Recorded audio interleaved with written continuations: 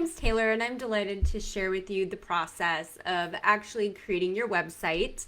WordPress is my favorite content management system. Anything that you can dream about, you can build within it.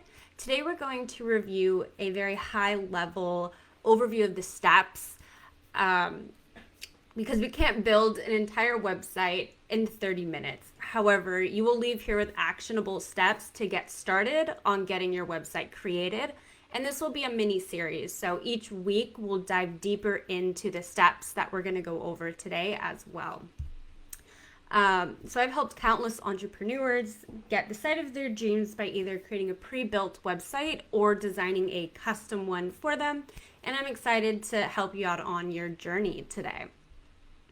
So if you got the website planner, feel free to follow along and mark things off with your checklist as you finish the steps on your own. If not, the link is below so you can follow along with us. I have an analogy that I like to use to explain websites to my clients, and that is that it's like building a home, but a cyber home. So you have the hosting account, which is your land. You have the domain, which is the address, so your friends can drive and find you. And then you have WordPress, which is the foundation of your home. Then you have a theme, which is the structure and the walls, kind of like the layout of your home, not the design of the website. And then there's plugins, which are the appliances. So like the fridge, the dishwasher, or the laundry units of your home. They're not actually a part of your home. They are things that you add to your house to add more functionality to the home. And that's what plugins are for your website. They just add additional functionality to your WordPress site. The last one is page builders, which this is the actual interior design of your website. So it's the paint, the curtains, and all the pictures and the frames that you put up around your house to make it more appealing for yourself and guests who come over. So those are kind of the main things that we're going to go over today. And the first step is choosing a domain name. So there's three top domain providers that I recommend, which are Bluehost, GoDaddy, and Namecheap. For your domain name, .com should be the extension that is used. People are getting more and more aware of ones that are like .org or .net. But I truly believe that .com is the most recognizable one across the entire web. And usually the domain name should be your name or your business name, depending on what you're going to choose for your business. Your step 2 is going to be sign up for hosting. So that is, you can choose Bluehost or GoDaddy or SiteGround. Those are the three that I recommend. My number one recommendation on hosting is really to just go with one. It's pretty inexpensive to change hosting providers, so don't let step 1 or step 2 keep you from moving forward in your journey. I use Bluehost for all of my hosting needs. It's super inexpensive and really easy to upgrade or downgrade, and their chat support is phenomenal. And then try to get your domain name and your hosting provider to be the same company. That way you don't have to worry about connecting your domain name to your hosting account. You will be able to save a step. And GoDaddy and Bluehost provide both. So if you go with GoDaddy or Bluehost, they both provide domain names, so it makes it pretty easy for you. Step 3 is going to be installing WordPress. Which that process will change depending on which hosting provider you choose, but their supports on all hosting providers will help you with this step. It just changes regarding which one, but this is something they all help you with. So step 4 is installing a theme. The top themes that I recommend, and a lot of other web designers do as well, is Astra, Divi or Divi, D-I-V-I, and Ultra. I use Astra as my base for every website that I build because it's super lightweight and fast, and it integrates seamlessly with almost every plugin. And Divi and Ultra the same way. They're both super lightweight and fast. So those are really the main things that you want when you look for a theme. is that they're reputable, fast, and they won't cause any complications with the plugins that you'll be using. So I'm going to go ahead and share my screen so I can show you that process.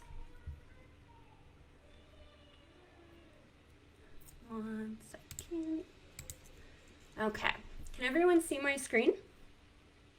Let me get a thumbs up.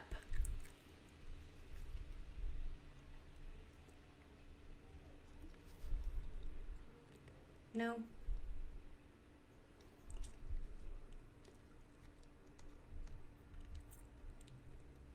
Were you able to see my screen?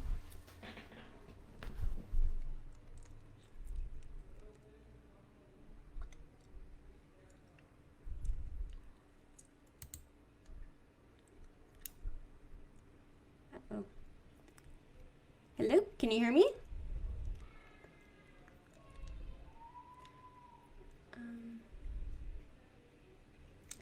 Okay, well, when you install a theme, you're going to go to your WordPress dashboard and you are going to go under Appearance on the left-hand side and select Themes. Then you can select Add New at the top over here. So when you go to add a new theme, there are a couple options. You can either filter by the presets over here, or you can search for themes. So if you wanted to find Astra, you could just type in Astra and it will pop up for you here. So you will just install and then activate, and that theme is then ready for you to choose. Step 5 would be installing your plugins. So you go to the plugin section by just going down, and you will see the plugins here, and you can select Add New.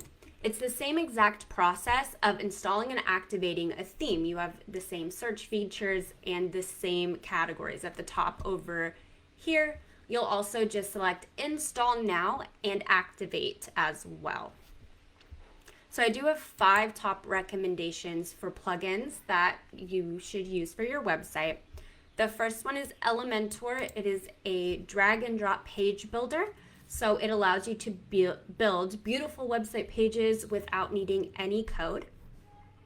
The second one is WP Fastest Cache, which is a simple caching plugin which allows your site to load just a little bit faster. It's one step of a lot of options for WordPress optimization. But this is just one simple thing that you can do to help your website speed. The next one is Insert Headers and Footers. So this one allows you to insert code into the header and footer of your website without having to get to the back end of the website. You'll want to use this for things like adding a Facebook pixel to your website, or adding the Google Analytics or Google Search Console trackers to your code. They want a script that will go in the header, and this will allow you to do that. It also allows you to enable rich pins on your Pinterest account. The next one would be WooCommerce, and this is just an e-commerce plugin. So if you want to sell virtual, physical, or digital products, WooCommerce is going to be your go-to to do that. And WooCommerce Stripe Gateway allows you to connect Stripe to your WooCommerce store so you can accept debit and credit card payments. It also already has PayPal built in, but a lot of people like to add another payment processor as well, and WooCommerce Stripe Gateway allows you to do that. So those are the top 5 plugins that I recommend when you're first starting out, and they're all free. You don't have to pay for any of them.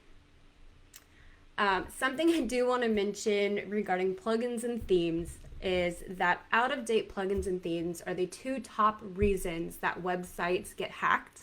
So to minimize your chance of that, you do want to make sure that you update your plugins and themes pretty regularly. Basically, every time they need to be updated, you'd want to go ahead and update that. Before you update any plugin, it's good to have a backup in place. You can do this by getting a plugin called Updraft or contacting your host account and they will have options for you. So they either have the ability to do the backups for you, or they'll point you into the direction of how to do that. But Updraft is a plugin that allows you to do it as well. You can also update your plugins pretty quickly. It takes about 5 minutes overall, depending on how many plugins you have. And it's one button. You just say update, and then it'll update. There is a bulk option and a option to automatically update your plugins, but I wouldn't do that till you get a good feel for your plugins and how they work. But over time, that is definitely an option that will even make it faster for you. Do not bulk update WooCommerce or any of the WooCommerce optional plugins, and you don't want to automatically update them either. They tend to be a little finicky, so you'll want to make sure you have your backup ready and you are there when you update it. Most of the time, nothing happens, but just in case something does, you'll have that backup and you won't lose anything, and it won't be stressful if you have that backup ready. What I like to do is set up a recurring calendar event. That way it reminds me to go ahead and take a look and make sure that my plugins are good to go and my theme is also updated. I have that set every 2 weeks, so that might be something that will be helpful for you as well. I'm usually in my website every day, but just in case I go on vacation or something like that, I have something to remind me to do so. So step 6 is going to be deciding on what pages you want on your website. So most websites tend to have 5 pages, which is your home page, your about page, services or shop page, and then a contact and blog page. I would also recommend creating a lead magnet page where the sole purpose is just to collect emails, and then also a sales landing page where the sole purpose is just to sell one product or one service. These 2 pages are not necessary to launch whatsoever, but it is a good idea to have that in the back of your mind when you do launch, that, okay, I should start thinking about how to create these sales pages and landing pages. So how you create your pages is on your WordPress dashboard. You head over to Pages and select Add New. And then you would just select the title of the page that you'd like this page to be. So if you want it to be an About page, then when you're ready to design the page and fill it with content, you would then select Edit with Elementor. And this is step 7. So step 7 is using Elementor to build your pages and to design them. So we're not going to go over how to use this plugin because we're going to do an entire live regarding just Elementor alone because it is huge and it deserves a lot more attention than a couple minutes. But when you're first starting out, we do recommend that you use a template, which is that little folder over there. And then they have all of these templates available to you. So once you find one that fits what you're looking for, you would just select Insert.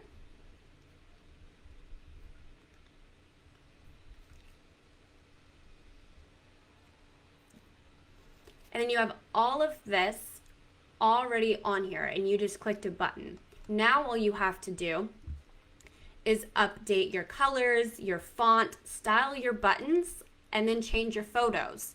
So once you do that, then it begins to look and feel more like your own website, which that is step 8 through step 11. Step 11, which includes change your photos. If you don't have photos that you would like to use for your own website, you can use Canva, Unsplash, and Pixabay. Those are all 3 really, really great free resources for getting pretty nice photos for your website. So once you've gone through your template and you've updated everything to be your colors, your branding typography, and your photos, and make publish here at the bottom or save as a draft. And then once you do that across your entire website for all of your pages, the next step would be to create your menu. So we're going to go back to our WordPress dashboard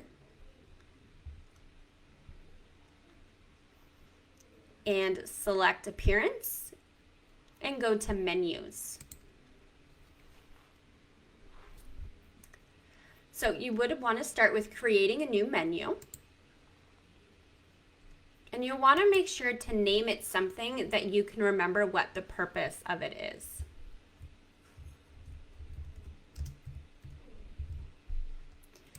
Then depending on the theme you choose, you will either use you'll have a couple different options here. So there's a primary menu and a footer menu. So the primary menu will be at the very top of the website and the footer will be all the way at the bottom. You will then select Create Menu.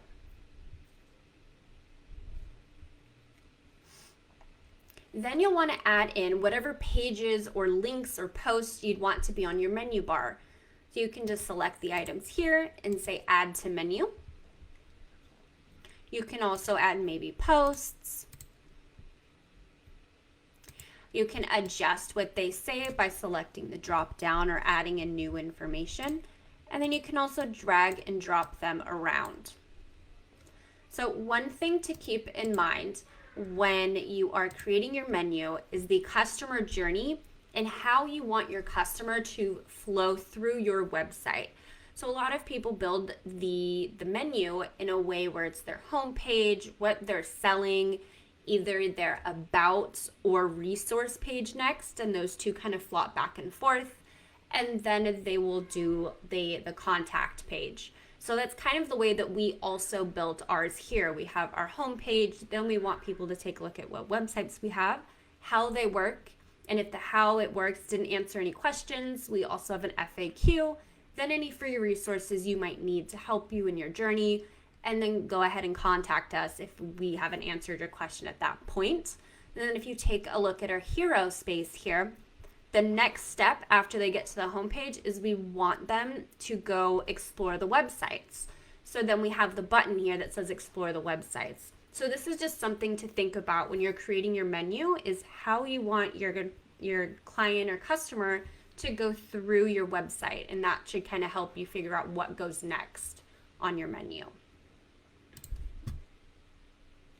So step 13 and step 14 are creating your header and your footer on your website. So this can also be done very easily with Elementor. So if you head over to templates on your WordPress dashboard and select Add New, a pop-up will display and it will say choose a template type. So you can select your header or your footer. And then you'll just select create template. And what will pop up is the same exact thing that we saw when we opened up our page in Elementor. It's the same exact way. You can build them with templates, and it's pretty much the very same. So as soon as you learn Elementor as a whole, you can do any of the things that Elementor offers. So like on this website, this was a template built within Elementor for the header. And then at the bottom of our website here, this was also built as a template for the footer too.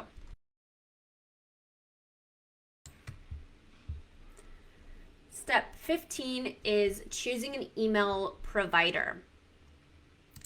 So the top list of email providers that I recommend are MailChimp, Constant Contact, and ActiveCampaign. You'll want to make sure to start growing your email list as soon as possible, and don't delay starting it just because you're looking for the perfect one. They all collect emails, send them, track them, create automated emails, and also allow for customer segmentation. They all pretty much do the same thing. So it's really more about which one is the easiest for you to learn and which one do you think has the best interface for you. I recommend MailChimp and still use it till this day with Elementor and insert header and footer. It makes it super, super easy to integrate them all together into one website. So the flow is very nice for customers. They could enter a contact form or enter in any kind of form, and it'll go directly into my MailChimp account and then send an automated email that way. So having all three of those talk is very nice.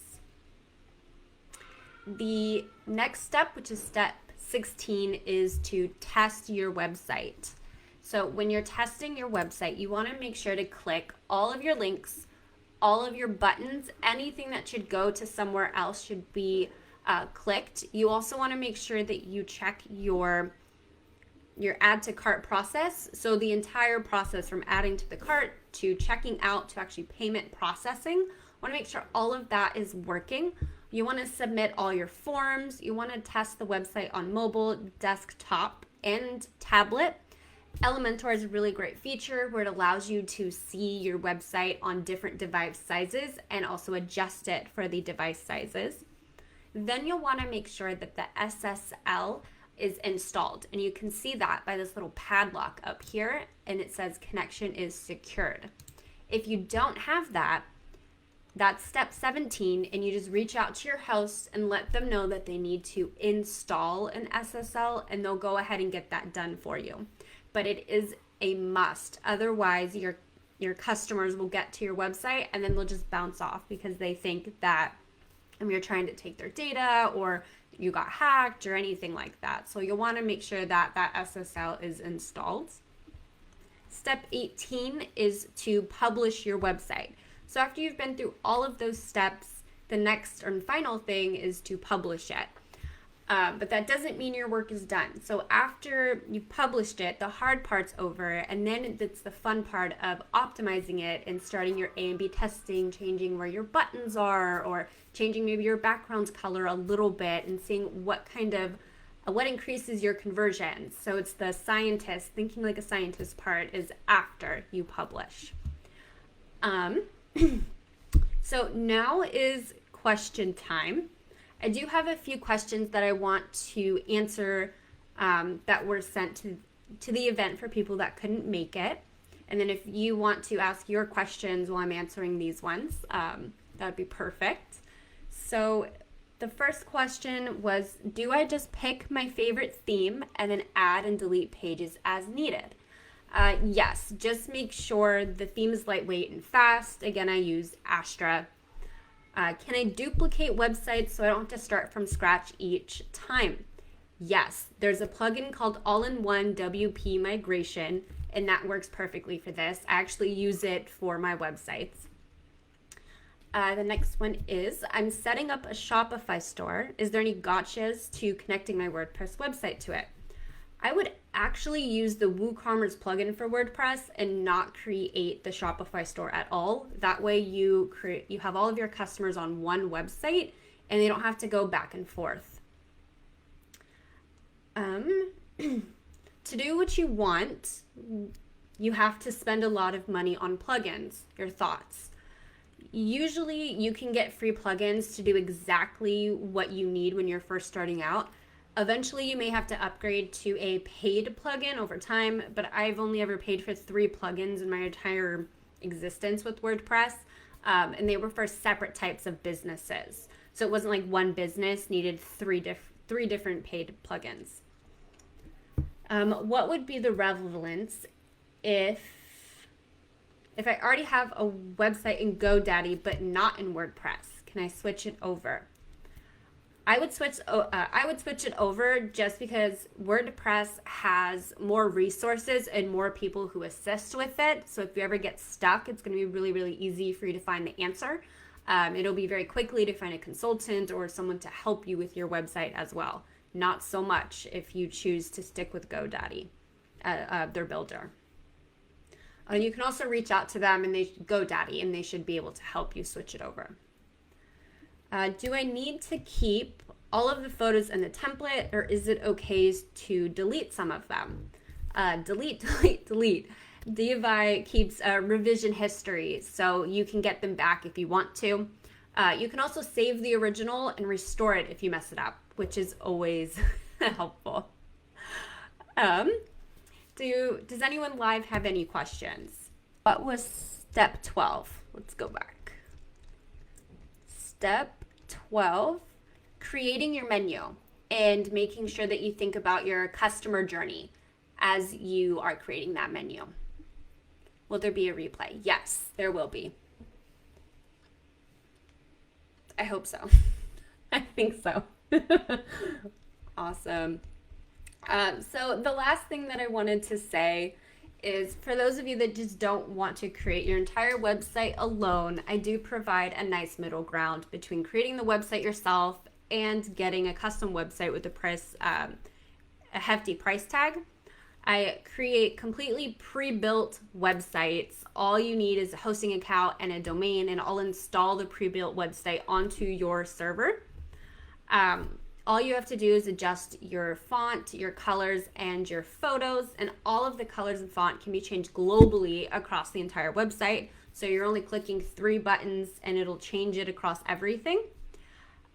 They also include custom training videos for each website, so you know exactly what you need to do to move forward and get it done.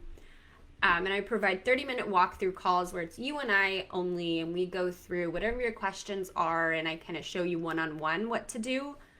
And you can see them at designsmot.com. I have it up on the screen as well. And I want to thank you all for your time. I really appreciate it. This is my first live, so I hope that I get better over time, but I appreciate your patience. And I will see you guys all next Sunday. So thank you.